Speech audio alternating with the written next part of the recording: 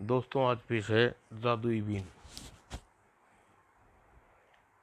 ये एक और चित्र है दोस्तों।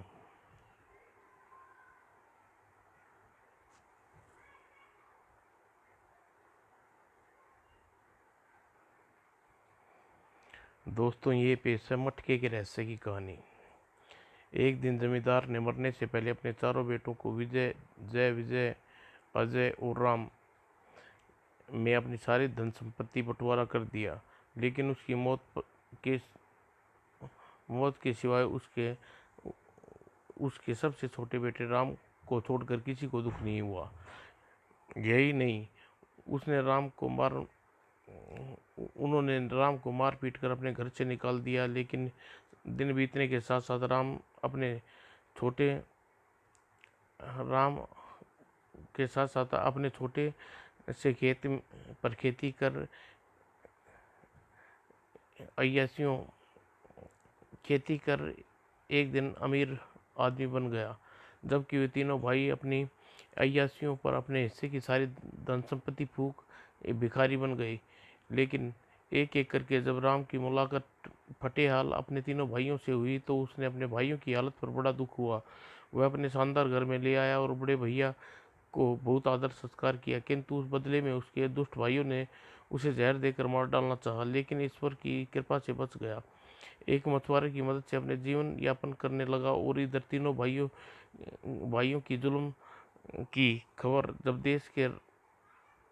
उस देश में राम पर मुसीबतों आई तो उस वक्त मछली पकड़ने के कारोबार में कुछ ऐसा ठप हुआ कि उसने उसके मददगार मछुआरे के फाके करने की नौबत आ गई। एक दिन जब उसकी मछली पकड़ने के लिए नदी में जाल डाल रहा था, जाल में मछली के स्थान पर एक मटका फंस गया। राम ने उत्सुकता जैसे ही मटके का ढक्कन हटाया तो उसके भीतर देखना चाहा तो उसके मटके में तेजी से धुआं का गुहार निकला। और आगे कहानी पेश है। यह क्या बवाल है। सिर दी मटके से निकलने वाला चमकीली धुएं ने एक खौफनाक इंसान की आकृति बना दी। हाँ हाँ, बहुत बहुत धन्यवाद मूर्ख इंसान, जो तुमने मुझे इस नदी से मटके को बाहर निकाल मुझे आज़ाद किया।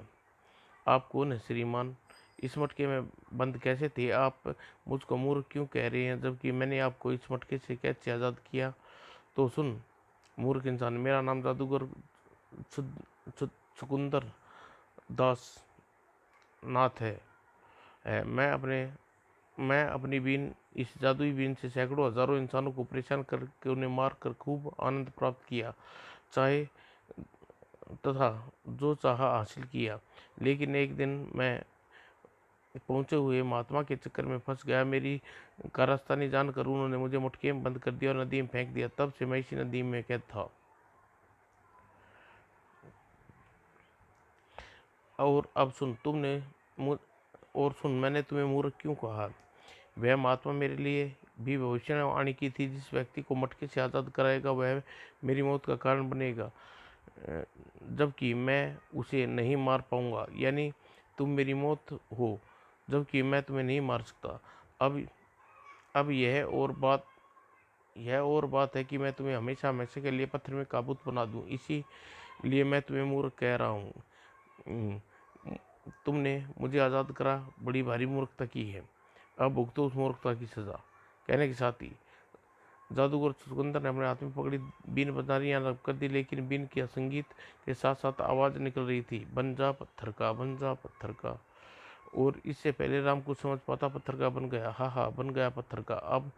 अब यह राज कोई नहीं जान पाएगा कि मैं आज़ाद हो चुका हूँ और कुछ भी करने के लिए स्वतंत्र हूँ। एक बार इस धरती पर ऐसा तहलका मचाऊंगा कि इंसान पशु पक्षी कांप उठेंगे। और उसके बाद जादूगर चुकंदर आकाश में उड़ चला। और जब काफी रात हो गई तो राम घर नहीं लौटा। मछुआरा अत्यंत चिंतित हुआ। इतनी देर गए राम बेटे कभी नहीं लगाई, फिर आज क्या कारण हो सकता है? कहीं उसके साथ दुर्घटना तो नहीं घट गई? हे प्रभु, ऐसा नर्थ मत करना, वरना उसके बिना मैं जिंदा नहीं बचूंगा। और फिर कुछ देर बाद इंतजार करने के बाद राम वापस नहीं लौटा तो वह और धैर्य नहीं रख सका और एक मसाल लेकर रात को खोज में निकल पड़ा। राम बेटा तुम कहाँ हो? और कुछ देर बाद ही, राम बेटा तुम कहाँ हो? कहाँ हो तुम? और सिद्धि बहुत, अरे यह बुत बुत कैसा? पहले कभी मैंने यहाँ बुत नहीं देखा। और जैसे ही मसाल की रोशनी में बुत का चेहरा देखा, नहीं नहीं राम बेटे तुम पत्थर के बुत के नहीं बन सकते। अगले ही पल, ए ईश्वर, यह तूने कैसा नर्क किया? तूने किस पाप की सजा दी? मुझसे मेरा सारा छीन लिया। जब तूने मेरा बेटे जब तूने मेरे बेटे को ही मुझसे छीन लिया तो मुझे किसके सारे जिंदा रखा है? तूने उठा ले मुझे, या मेरे बेटे को पहले जैसा कर दे। अगर तू ऐसा नहीं करता तो मुझे तुझ पे विश्वास नहीं रहेगा। और बार बार ऐसी प्रार्थना करते हुआ मछुआरा सर पटक पटक कर वहीं मर गया। तभी वहाँ भगवान विष्णु प्रकट हुए। यदि मैंने इस गरीब मछुआरे को जिंदा नहीं किया तो इंसानों से मेरी भक्ति पर विश्वास उठ जाएगा, उसे मुझे जिंदा करना ही होगा। और अगले पल भगवान विष्णु ने एक साधु का वेश धारण किया और फिर उन्होंने उसके हाथ में अपने हाथ से मछुआरे की ओर किया और मछुआरा तुरंत जिंदा होकर बैठ गया। आह मुझे क्या हुआ था? मुझे आह मैं कहाँ हूँ? लेकिन जैसे ही उसकी दृष्टि सामने खड़ी राम के ऊत पर पड़ी, सबको ध्यान आ गया। अरे मैं मर गया था, फिर जिंदा कैसे हो गया?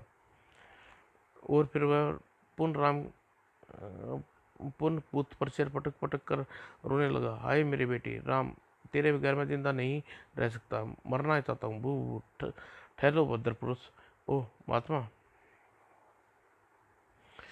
आपने मुझे क्यों रोका? महात्मा मैं मरना चाहता हूँ, मैं अपने बेटे राम के बगैर नहीं जी सकता। धैर्य से काम लो ये भद्र पुरुष। ऐस इस प्रकार प्राण त्यागने से तुम्हें कोई लाभ नहीं होगा। मनुष्य का शरीर बार बार प्राप्त नहीं होता। ईश्वर पर भरोसा रखो, सब ठीक हो जाएगा। मत कीजिए ईश्वर का नाम मत लीजिए ईश्वर का नाम मेरे सामने, मेरे मान मेरे सामने महात्मा। मेरा इस से विश्वास उठ गया है। जो राम जैसे नेक दयालु और अपने भगत को पत्थर का बुत बना सकता है, वह पाषाण में भला मेरा क्या भला करेगा? निसंदेह ही वह केवल एक पत्थर की मूर्ति ही होगा, जिसने दिल में दया नाम की वस्तु नहीं होगी। ऐसा ना कहो भद्र पुरुष, यदि उसके मन में दया न होती तो अपने भगत की न सुनता और तुम पुनर्जीवित न उठते। यदि आपका ईश्वर से इतना ही अटूट विश्वास है तो अपने बेटे को मेरे बेटे को पुनर्जीवन दान दे दीजिए। यदि ऐसी बात तो मैं अवश्य उससे प्रार्थना करूंगा। कहकर साधु रूपी भगवान ने विष्णु ने आंखें बंद कर ली और मन ही मन बुद्धदाने लगा, कुछ बुद्धदाने का दिखावा करने लगा। और सिद्धि बाबा आप मेरे बेटे राम, मेरे बेटे तुम्हें पुनर्जीवन देखकर मुझे अपार खुशी हुई। मुझे भी मेरे अच्छे बाबा। और अच्छा बाबा, यह बताओ कि मैं जिंदा कैसे हो गया? कैसा चमत्कार है, जबकि उस दुष्ट ने मुझे पत्थर का पुतला बना दिया था। यह चमत्कार महात्मा जी का बेटे, इन्हीं कृपा से नया जीवन पाया। ओ और मुझे माफ़ कर दीजिए महात्मा, मैंने क्रोध में आवेश में न जाने क्या क्या बक दिया। मेरा ईश्वर से कुछ देर के लिए विश्वास उठ गया था, लेकिन अब मुझे विश्वास हो गया है दुनिया में वास्तव में ईश्वर का अस्तित्व है। अब है वह अपने भगत की अविश्वास पुकार सुनता है। हे भद्र पुरुष उठो, मुझे प्रशंसा है कि तुम प्रभु का चमत्कार देखकर तुम्हारी आंखें खुल गई। अब उठो और अपने धर्मपुत्र से पूछो कि पत्थर का बुत किसने बनाया और उसके साथ क्या घटना घटी। बताओ तुम्हारे साथ क्या घटना घटी? तुम्हें पत्थर का बुत बनाने वाला दुष्ट कौन था? उसका नाम जादूगर सुंदर था बाबा।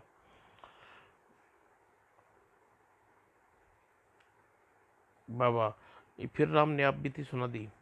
जब राम ने सब कुछ बताकर खामोश हुआ तो साधु रूपी भगवान विष्णु बोले, सुनो बालक, तुमने तो नया जीवन मिल गया, लेकिन वह दुष्ट जादूगर अब भी आज़ाद होकर न जाने कितने की जाने ले रहा होगा। अतः तुमने मेरी यही सलाह कि तुम उसका विनाश करने उसे रोको, उसे ख़त्म कर दो।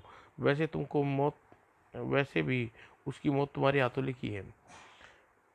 आपने मेरे मुंह की बात छीन ली महात्मा। मैं उसे किए की सजा अवश्य दूंगा। इससे पहले मैं वह और बेगुनाह इंसानों की जिंदगी से खिलवाड़ करे, मैं उसे सरकुचल कर रख दूंगा। तुम्हारा प्रश्न सुनकर अति प्रशंसा हुई। बालक, मेरा आशीर्वाद हमेशा तुम्हारे साथ रहेगा। तभी महात्मा मछुआरा से बोला, व्याकुल होकर बोल उठा, नहीं महात्मा, मैं अपने बेटे को उस दुष्ट से टकराने हरगिज की इजाजत नहीं दूंगा। वह जालिम जादूगर राम भला राम उसके आगे कहाँ चलेगी। राम एक चींटी की तरह मसल कर रख देगा। धैर्य से काम ले बदर पुरुष, राम का वह कुछ नहीं बिगाड़ पाएगा, बल्कि राम के हाथों मारा जाएगा। तुम केवल अपने पुत्र की चिंता कर रहे हो।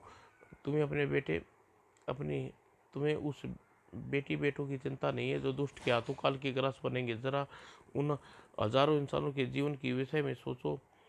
क्या तुम्हारे दिल में उनके लिए जरा भी मोह दया नहीं है।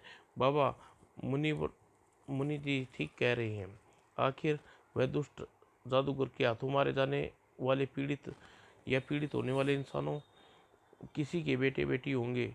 वह जादूगर तो पृथ्वी का विनाश करने का इरादा रखता है। यदि यह समय रहते उसे समाप्त न किया गया तो इस धरती पर प्राणी जीवित नहीं बचेगा, और तुम और मैं भी जीवित नहीं बचेंगे। ओह, लेकिन बेटा, तुम उस जादूगर को मुकाबला किस प्रकार करोगे। तुम एक साधारण इंसान हो, जबकि वह ना जाने कितने जादू शक्ति का स्वामी है। यदि इंसान का इरादा पक्का हो, हौसले बुलंद हो, तो वह पहाड़ से भी राई बना कर रख सकता है। बाबा, मेरी आप तनिक भी चिंता न करें, बस मुझे आप उससे टकराने की आज्ञा दे, बाकी मैं देख लूँगा।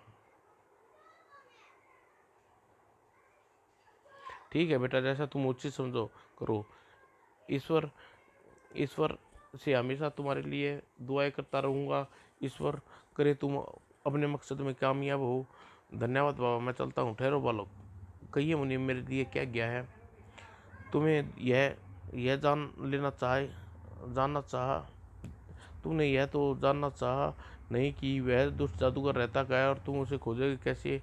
ओह, क्या आपको उसका पता ठिकाना मालूम है। हाँ, ध्यान से सुनो। वह जादूगर बहुत दूर शैतानी पहाड़ पर लाल समुद्र के बीचों बीच रहता है, बने एक किले में रहता है। फिर साधु रूपी भगवान विष्णु ने जादूगर सुगंधर दास के बारे में बताने लगा। सब कुछ बताने के बाद उस जादूगर से निपट पाना इतना आसान काम नहीं है जितना तुम समझ रही हो। इसलिए तुम्हें एक ऐसी पोशाक दे रहा हूँ न केवल तुम्हारी रक्षा करेगी, बल्कि तुम्हें जरूरत पड़ने पर तुम्हारी मदद भी करेगी। तो मेरा काम आसान हो जाएगा। वह कहाँ है वह पोशाक। साधु ने मन अपना हाथ आगे किया और कुछ बुदबुदाया, जैसे जो विष्णु भगवान जैसा दिखावा कर रहा था वैसे ही कोई मंत्र पढ़ रहा हो। अगले ही पल, लो बालक, यह वस्त्र पहन लो।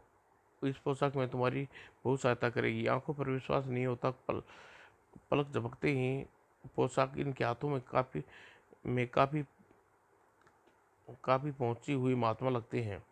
राम ने वह पोशाक साधु से लेकर पहन ली। पोशाक पहनते ही वह एक बहादुर जवान दिखाई देने लगा।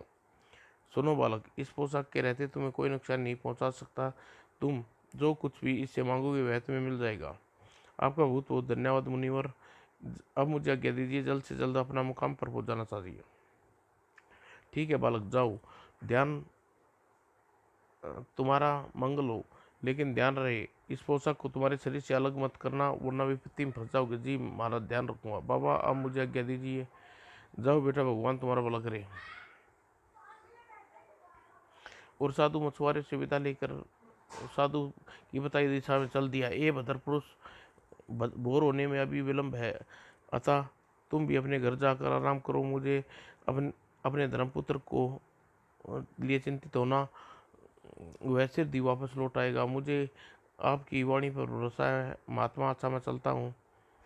और जैसे ही मछुआरा दूर हुआ, भगवान विष्णु अपने असली रूप में आ गए। एक पद तीन काज। मछुआरा की ईश्वर पर आस्था बनी रहेगी। वह दुष्ट जादूगर सुंदरनाथ अपने किए की सजा पाएगा। बोले बाबा शंकर की शक्ति का दुरुपयोग कर रहा है। इसके साथ ही भगत भगत बाबा शुक्राचार्य की यह भविष्यवाणी भी सत्य हो जाएगी कि जादूगर सुंदरदास की मौत उसी के हाथ हुई जिस उसे मटके से आजाद कराया। और तभी नारायण नारायण। ओ नारद जी, कहिए नारद, अचानक पृथ्वी पर आपका आगमन कैसे हुआ। प्रभु, आप तो बहुत ही सब स्वयं ही सबके हृदय में विराजमान है, फिर आप से क्या छिपा है। फिर भी हम आपके मुख से पृथ्वी यानी मृतलोक में आने का कारण जानना चाहते हैं। पृथ्वी का कारण तो जिसके अत्यंत अंतर्गत आपको भी यहाँ आना पड़ा। ओह, बस प्रभु, जानना यह चाहता हूँ कि आखिर आप यहाँ कौन सी अपनी लीला दिखाने जा रहे हैं। अ- अब समझा कि आप यहाँ यह जानने के लिए आए हैं कि यहाँ क्या चक्कर चलाने आए हैं। आप बिल्कुल ठीक समझे प्रभु, कृपा बताने का कष्ट करें तो सुनो। इस मृतलोक में छुचंदर नाम का एक इंसान रहता था जो शिव का भक्त था। वर्षों वह भोलों की आराधना करता रहा। एक दिन भोले बाबा ने उसकी भक्ति से प्रसन्न होकर उसे दर्शन दिए। आंखें खोलो वत्स। ओह प्रभु, आपके दर्शन पाकर मेरा जीवन धन्य हो गया। मेरा प्रणाम स्वीकार कर दीर्घायु रहो। तुम्हारे भक्ति से अत्यंत प्रसन्न हूँ भाई भगत।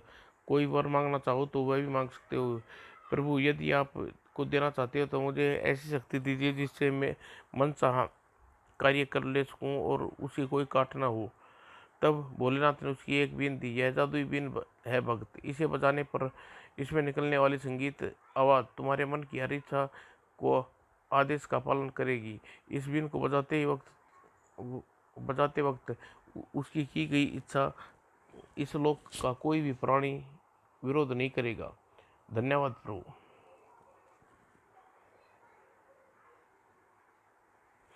और इस तरह उसकी तपस्वी ने भोले को महाशक्ति हासिल कर ली। लेकिन उस शक्ति के हाथ में आते ही चतुंदर ने की बुद्धि भ्रष्ट हो गई। वह शक्ति का दुरुपयोग करी करने लगा और उससे घोर अत्याचार पृथ्वी के एवं त्रस्त हो उठी। बचाओ बचाओ। यहाँ तक की बात मेरी समझ में आई प्रभु, लेकिन यह आपने यह नहीं बताया दुष्ट स्वतंत्रनाथ की मृत्यु किस प्रकार होगी और उस इसमें आपकी क्या भूमिका है, वही बता रहा हूँ।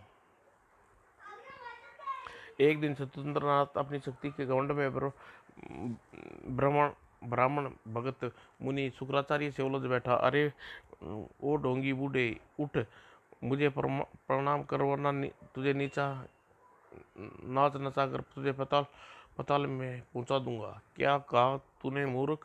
प्रणाम करूं? क्यों? तू ऐस में अपनी मौत को बुलाना चाहता है? अबे बूढ़े, तुझे तू मुझे आंखें दिखा रहा है? ठहर, अभी तेरी अकल ठिकाने लगाता हूँ।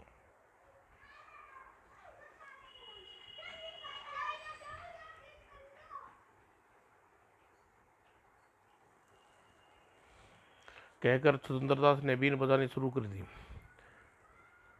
और जादुई बीन की शक्ति से शुक्राचार्य न चाहते हुए पागलों की तरह नाचने पड़ा।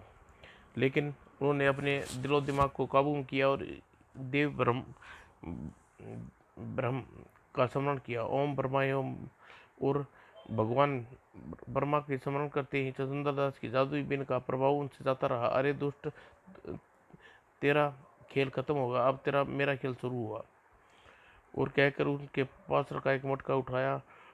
चल, अब तू इस मटके में धुआं बनकर समा जा। नो नहीं। और चतुंद्रनाथ अपना कोई बचाव नहीं कर सका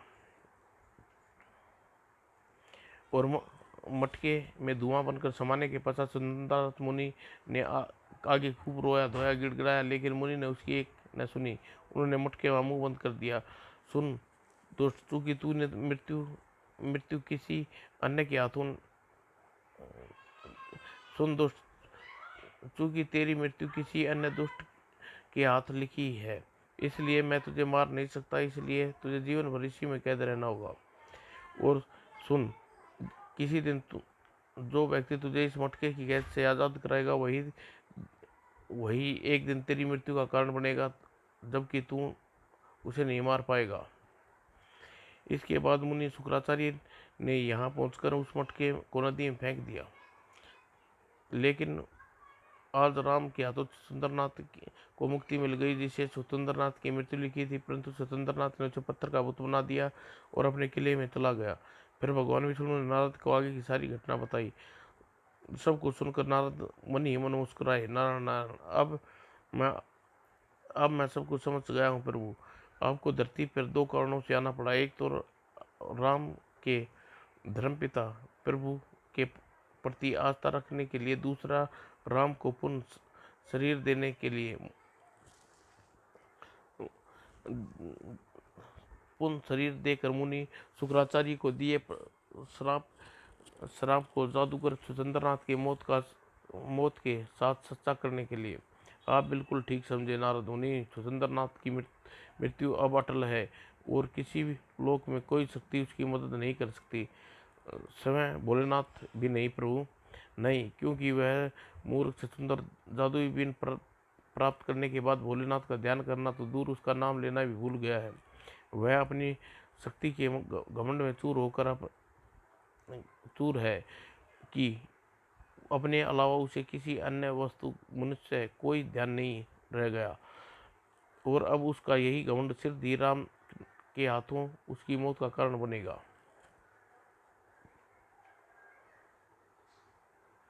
नारायण नारायण, आपकी लीला अपरंपार है प्रभु, आगे आपका क्या विचार है?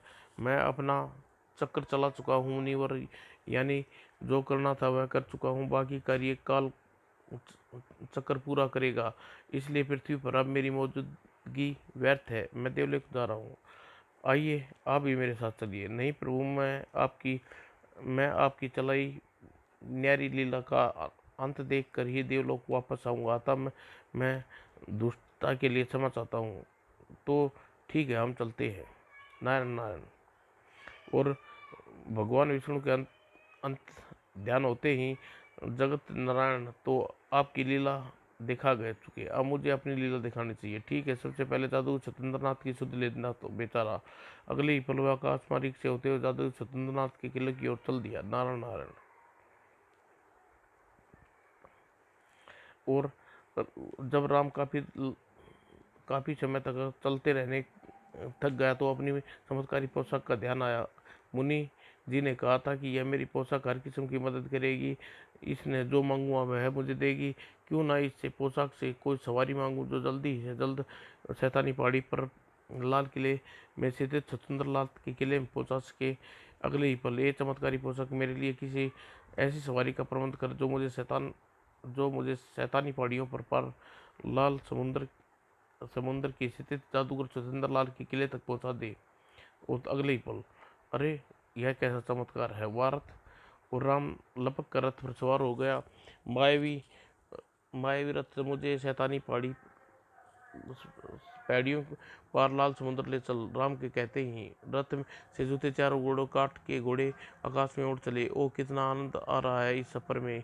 यदि मुझे पहले ही पोशाक का ध्यान आता तो शायद मैं अब तक जादूगर छतुंदर नाथ के किले तक में पहुंच भी जाता।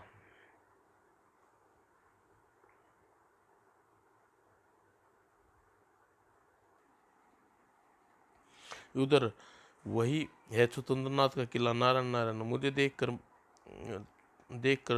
भगत चौंकेगा जरूर। अगले ही पल नारायण नारायण और सिद्धि नारायण नारायण। अरे नंगे भिखारी, कौन है तू? बगैर मेरी इजाजत मेरे किले में कैसे घुस आया? नारायण नारायण। भगत भला भक्तों से इजाजत लेने की क्या जरूरत है भगत? भगत के बच्चे, मैं पूछता हूँ कौन है तू? जल्दी बता, वरना इसी समय तुझे जलाकर राख कर दूंगा। क्रोध करना अच्छा नहीं भगत, गुस्सा थूक कर मुझे पहचानने का प्रयत्न करो। मैं नारद हूँ। नारद, क्या अब भी नहीं पहचाना? ओह नारद मुनि। नारद को पहचानने के बाद सुंदरनाथ के चढ़े तेवर ढीले पड़े। नारद, प्रणाम नारद, प्रसन्न रहो भगत, और इस सिंहासन पर पधारिए। नारद मुनि, बताइए आपके यहाँ अचानक आगमन कैसे हुआ? क्या देवलोक में देवताओं ने आपने निकाल दिया है? नारद जी, आपको मृत्युलोक आना पड़ा? मुझे देवगुण लोक से निकाला नहीं गया है भगत, बल्कि देवगुणों ने मुझे तुम्हारी खैर खबर लेने के लिए तुम्हें खबरदार करने के लिए भेजा है, ताकि तुम अनिवीक्षा से अपने दुश्मन से चोट ना खा बैठो। क्या मतलब?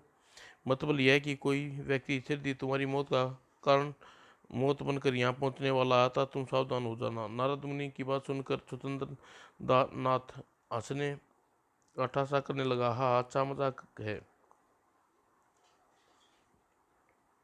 हाँ हाँ, आज मुझे पहली बार मालूम हुआ कि आप मजाक भी कर लेते हो नारद। यह मजाक नहीं है भगत, बल्कि हकीकत है। तुम्हें मारने आ रहा है उसका नाम राम है, वही राम है जिसने तुम्हें मटके से कैद से आजाद की निकाला, जिसे तुम पत्थर का बुत बना चुके हो। असंभव, ऐसा हरगिज नहीं हो सकता। उसे पत्थर का बुत बना चुका हूँ, वह भला जीवित कैसे मुझे मारने कैसे आ सकता है? नारायण नारायण। ऐसा ऐसा स्वयं जगत पिता पिता प्रभु नारायण ने प्रताप नारायण के प्रताप से हुआ है। भगत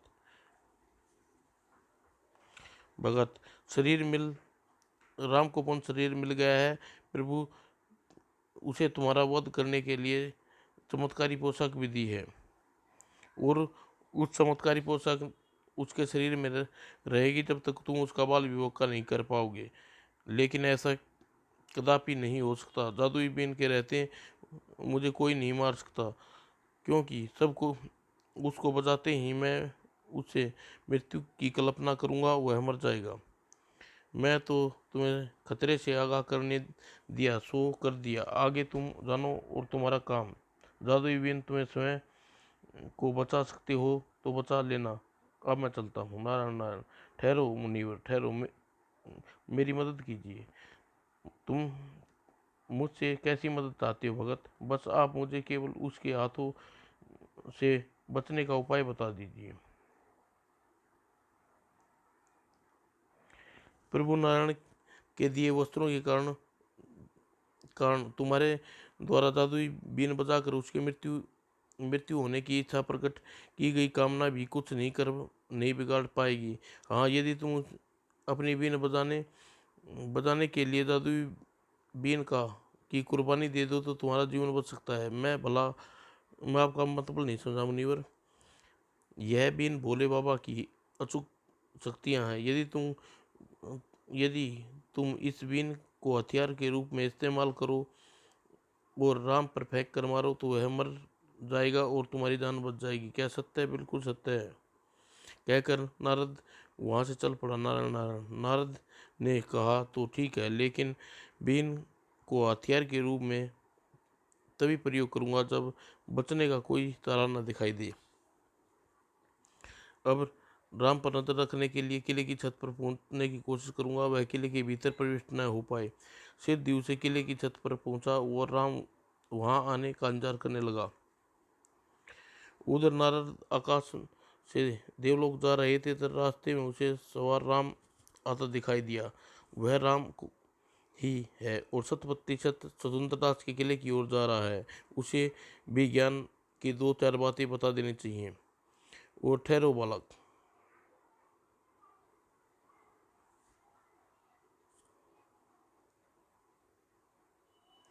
राम ने तुरंत ही रथ रोका। प्रणाम मुनिवर, सदा प्रसन्न रहो।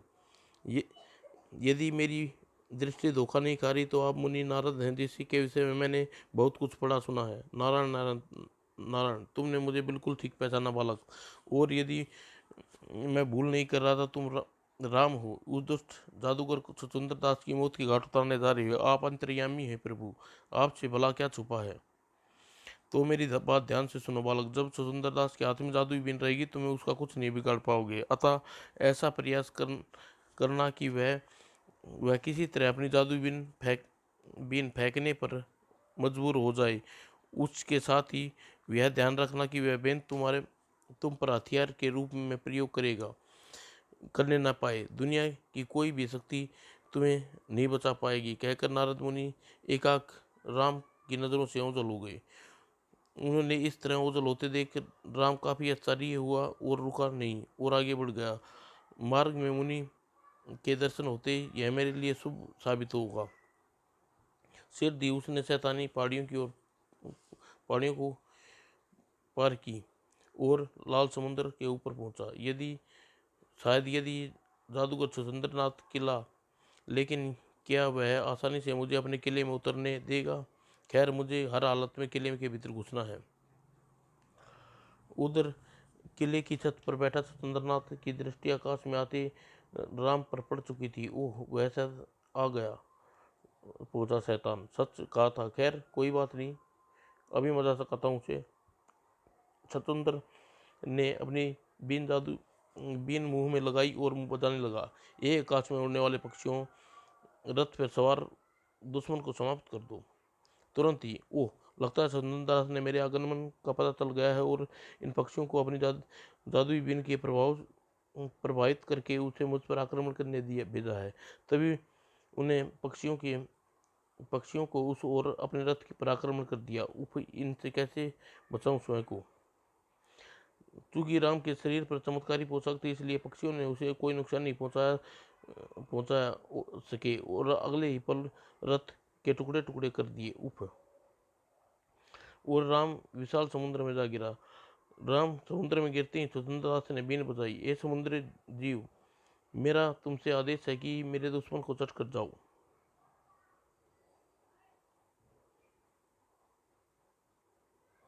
तुरंत ही समुद्र से भयानक जीव अपना अपना मुंह फाड़े राम की तरफ बढ़े। हे प्रभु, कैसे पार पाऊं उनसे। राम अपनी चमत्कारी पोषक को ध्यान आया। चमत्कारी गुणों वाले अस्त्र, अब तुम मेरी समुद्री जीव से मदद करो। अगले ही पल राम की पोशाक से सैकड़ों मजबूत रस्सियां निकली और उनने मुंह फाड़े उसकी तरफ बढ़ते जीवों के मुंहों पर से लिपट गई। वाह, और जीवों से छुटकारा मिल गया। राम पोशाक दूसरी प्रार्थना करी, है चमत्कारी पोशाक, मुझे समुद्र की लहरों से स्वतंत्रता किले के भीतर पहुंचाने की कृपा कर। और तुरंत ही, और जब स्वतंत्र ने राम को किले की ओर उड़कर आते देखा तो बुरी तरह घबरा उठा। उप, यह कम वक्त मेरे हर वार से बचकर किले की ओर आ रहा, अब क्या करूं। फिर उसके इससे पहले राम किले के भीतर प्रविष्ट होता, उसे रोकने के लिए कोई कदम उठाता, राम किले के भीतर पहुंचकर जमीन पर उतरा। किले के भीतर तो मैं पहुंच गया हूं, लेकिन वह जादूगर इस समय कहाँ होगा। तभी गजराज की मूर्ति मेरे दुश्मन पर अपने पैरों से रोन दे, और अगले ही पल पत्थर के हाथी में जान आ गई और भयानक अंदाज में चिंगारता हुआ राम की ओर दौड़ा। एक चमत्कारी पोशाक, मेरी मदद कर। और तुरंत राम के हाथों में तलवार आ गई, जिसके तेज किरणें फूट रही थी। इस हाथी को आसानी से समाप्त कर सकता हूँ। और वह हाथी जैसे ही राम के निकट पहुंचा, राम ने शक्तिशाली वार उसकी गर्दन जुदा जुदा कर दी। उफ, शैतान ने हाथी को मार डाला।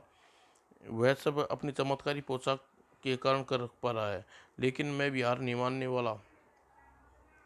कुछ और स्वतंत्र ने अपनी जादुई बीन शक्ति से राम पर मौत के घाट उतारने की बहुत चेष्टाएं की।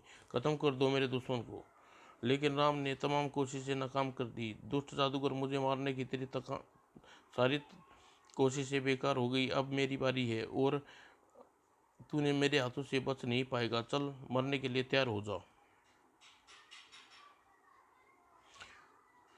खामोश बाजी, मेरे मरने से पहले तू मरेगा। ले संभाल अपनी मौत को।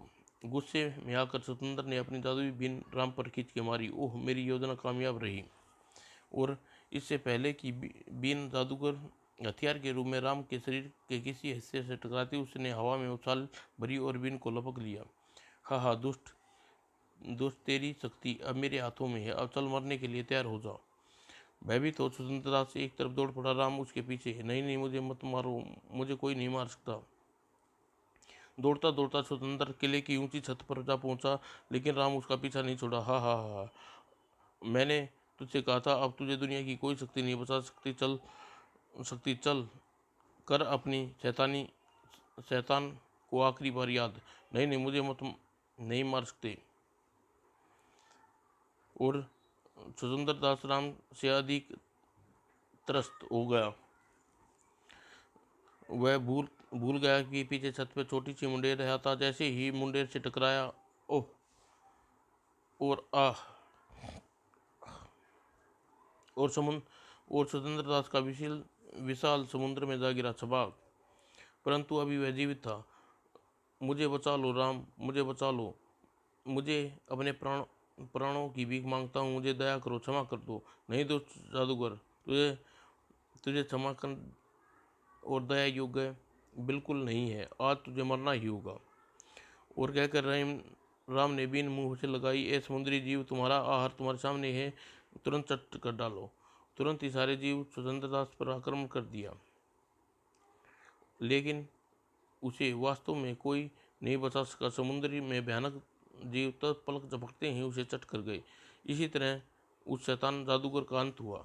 राम जादुई बीन राम जादुई बीन व तलवार को भी उसी समुद्र में फेंक उसी समय आकाश मार्ग से अपने अपने मछुआरे पिता के घर लौट पड़ा। जब वह घर पहुंचा तो अब राम अपने मछुआरे पिता से मिला और उसे विजय की सारी कहानी सुनाई। मारे खुशी के मछुआरे की आंखों से आंसू आ गए। आह बेटा, मेरे बेटे, तुम नहीं जानते कि इस समय मुझे कितनी आत्मिक शांति और सुख मिल रहा है। ईश्वर हर माँ बाप को तुम्हारे जैसा बहादुर परोपकारी बेटा दे। और अगले दिन राम फिर मेहनत मजदूरी में जुट गया। समय बीतने के साथ साथ राम मेहनत रंग लाई। वह एक बड़ा धनी व्यक्ति बन गया और उसके घर में किसी चीज़ की कोई कमी न थी। राम अपने मछुआरे पिता का बहुत ध्यान रखता, उसे कभी तकलीफ नहीं होने देता और अरसे में वह अपने भाइयों और गांव को बिल्कुल भूला बैठा था। जबकि जबकि उस बीच उन तीनों धूर्त भाई अजय विजय बंदी गृह में सजा काटते हुए बीमार वो दुनिया से कूच कर गए थे। और यह भी उनके पापों का परिणाम था कि कोई उन्हें शवों को अग्नि देने वाला तैयार नहीं हुआ। फलस्वरूप राजा के आदेश पर उन लाशों को मछलियों और केंचुओं के हवाले करके समुद्र में फेंक दिया गया और इसी तरह उनकी लाशों की दुर्गति होती रही। समाप्त दोस्तों।